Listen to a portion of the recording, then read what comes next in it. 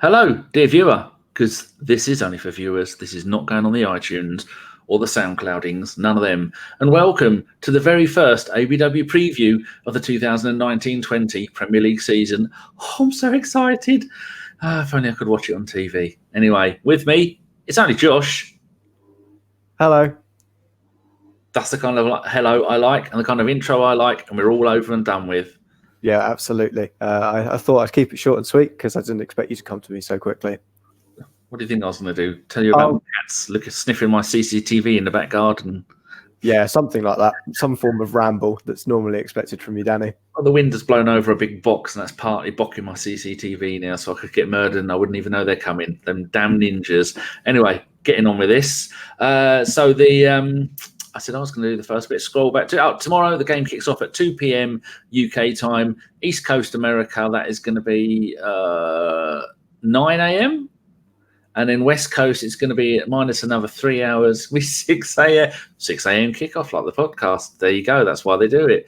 Where can you hear and see the game? I hear absolutely nobody asking. In the UK Sports Premier League. Not the UK Sports, Sky. I've had to make the writing really small because we used to cut and paste our entire details into the side of this new into Google Hangouts, and it would keep it all nice. This takes out all spacing, takes out all paragraphs, takes out all new lines, and it's a jumble. So I'm having to make it smaller so I can read it. So it's Sky Sports Premier League, Sky Sports Main Event. In Ireland, it's the same ones. Australia, Optus Sport. Canada, DAZN. USA, NBC Sports Live Extra App, NBCSports.com, and NBCSN. And the surprise country, I'm starting at the top, Albania. Supersport 2, Digital B, maybe? I don't know. If you want to listen to it on the radio, which it seems like I might bloody have to, don't ask me why. It's on Radio 5 Live, them scumbags. Right, Josh, you want to do the head-to-head and the recent... games, the last 3 games against Newcastle. Yes, I will indeed. And I'll go through the away form as well. So our last head-to-heads with Newcastle, we have played in the Premier League 168 games together. We found our first error, Josh. Have we? It should be Premier League. It should be League. Sorry. 168 I was going to say, that's quite a few. Oh, messed up, Josh, already. We went through this already before, and neither of us spotted it. 168 Premier League games. That would be 84 seasons of the Premier League. Yeah, I think, to be fair, football started with the Premier League. So, yeah, that's why I didn't spot that. However, we have won 69 games. We have drawn 36 of those, and we have lost 63. How have we lost 63 times to Newcastle in the league? Oh, in the olden days when they were good. Yeah, probably in the olden days. Not in the Premier League, Danny. We've got different stats on that, haven't we? That's all right. So the last 3 away games that we played last season was the 2-1 win. Xhaka and Ozil with the goals. The season before, 17-18, was a 2-1 loss. Lacazette getting the consolation goal in that one. And then the 15-16 season was 1-0 to the Arsenal with the big head wonder himself, Colaccini, getting an own goal for us. Wonder what he's up to now. Probably does us clown services. He went back to Argentina, didn't he? Oh, to his club, Lanús, wasn't it? The club he played for in the beginning. His dad owned or something. Yes. Definitely sceptical like that. So also in general, our away form, presumably from last season, Danny. This is played 5, won 2, drawn 0, lost 3, scored 5, conceded 8, and got 1 clean sheet in that.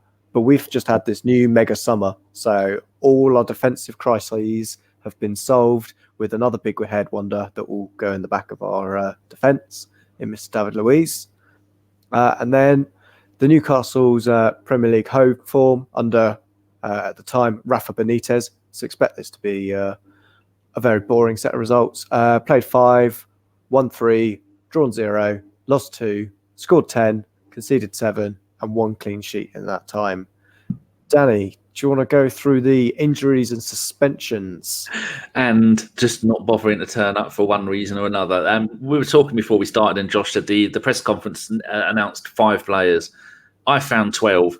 That's transfermarket.com. That's injury room. That's physio room. That was the Standard. And I think it was one other newspaper. So take these with a pinch of salt. We know Holding's definitely out. He made his comeback last week. And I'm not going to scroll up because I'll lose my position. I think we beat someone 6-1. He played for the under-23s and he played the entire 90 minutes with no problems. Bellerin is on the road to recovery after his cruciate ligament rupture.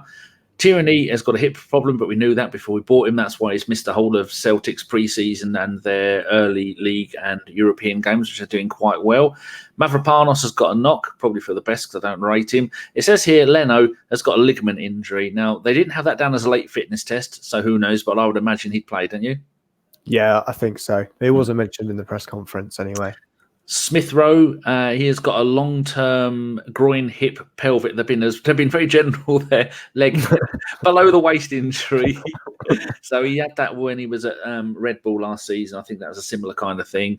Lacazette is going to be a late fitness test. He was one they talked about at the press conference, wasn't he? What did they say? Late fitness test with that one. Prior, it was that injury that took him off in the last preseason game against Barcelona. He was strapped up, wasn't he? He was indeed. He did. Then there's... do I try and say it or do I just say Danny? I don't even like saying my own name. It freaks me out. So Ceballos. Ceballos. Ceballos is a late fitness test. I don't reckon that's true.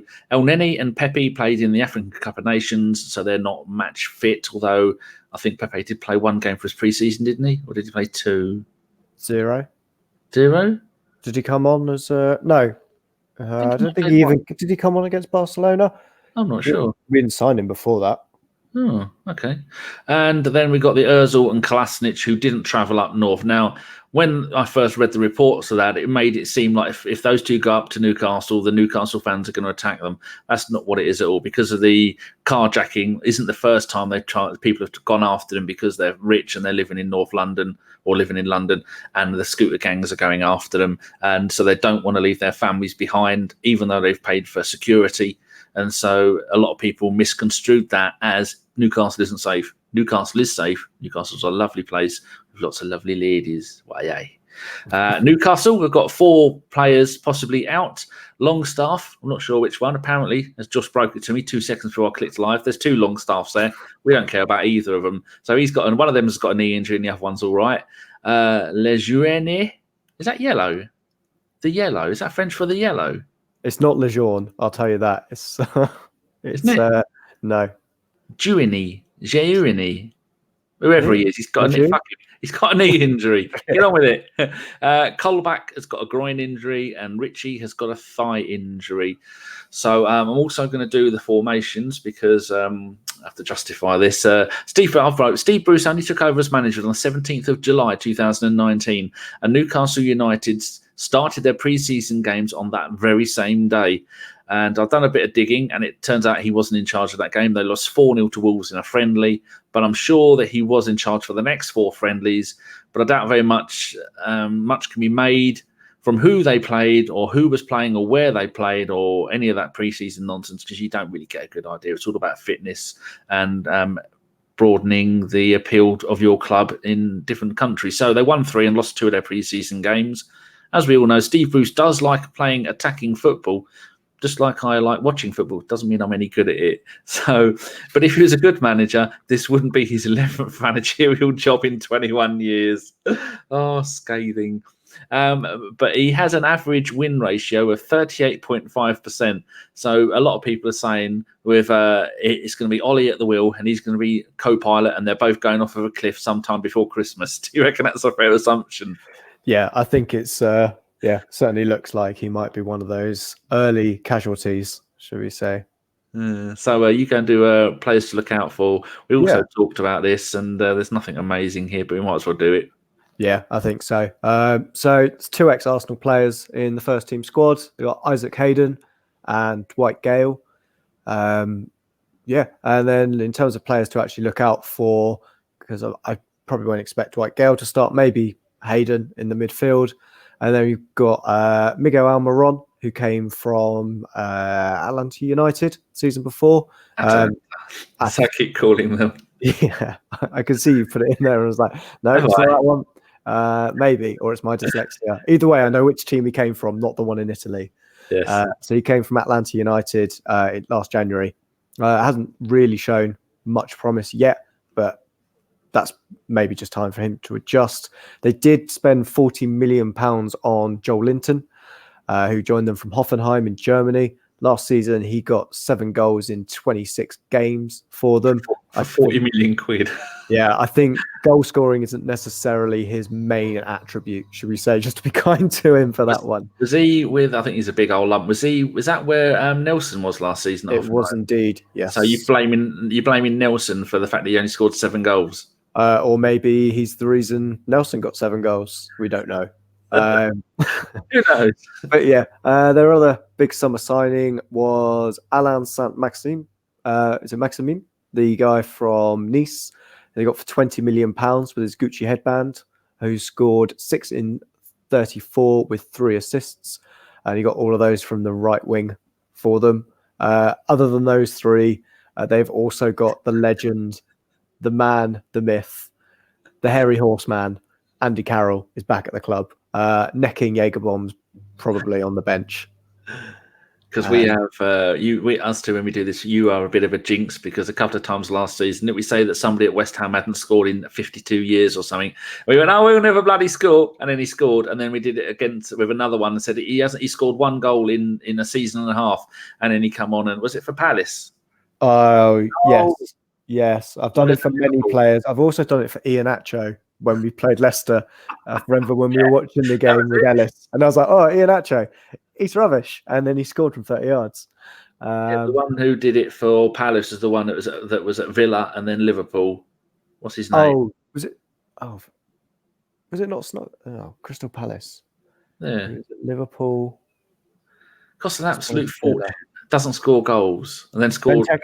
Benteke. Benteke. Yeah. So the only reason we're laughing at Andy Carroll is because they say he's not fit. But then again, that's never stopped most of them before. I think Charlie Austin is right up there as well as players that are rubbish that keep scoring against us. Well, as you say, Charlie Austin, hopefully he won't be annoying us this season because he's gone to West Brom. That's very true. Right, we've done 12 minutes already. That's pretty good. Right, bit of screen share. I asked Josh to go and find me do me a thing of his 11 for the game. So, do you want to talk to the listeners about why you've picked this 11? Because it's slightly different to mine.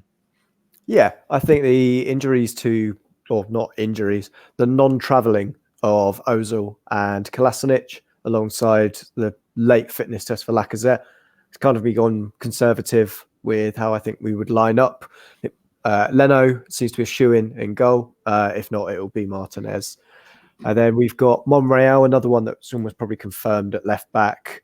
Then Papi and Chambers, I think, because when we looked at them in pre-season, that seemed to be the pair that seemed most stable. I think it's too early for David Luiz. Mustafi, should we just say it's Mustafi? Move on from that one. And again, Rob Holding's on the bench. Is injured or coming back to full fitness. And again, Maitland-Niles at right back seems like an obvious player to go in there. Then it's almost coming into pre-season again. Xhaka and Willock.